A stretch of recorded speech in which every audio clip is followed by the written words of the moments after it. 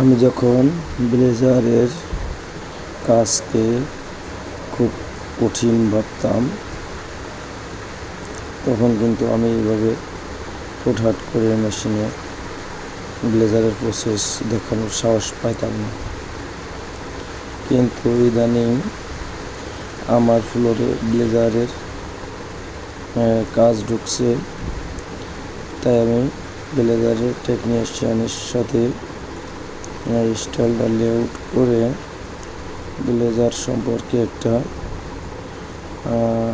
ধারণা বা একটা এক্সপিরিয়েন্স গেদার করলাম।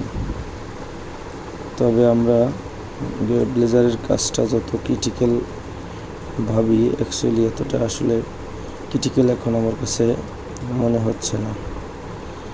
ব্লেজারের কাজ আসলেই খুব সহজ আমার কাছে মনে হয়, কারণ এটা প্রসেস খুব যে বেশি তাও না, তাই এটা আমার কাছে অনেক বেশি সহজ মনে হয়।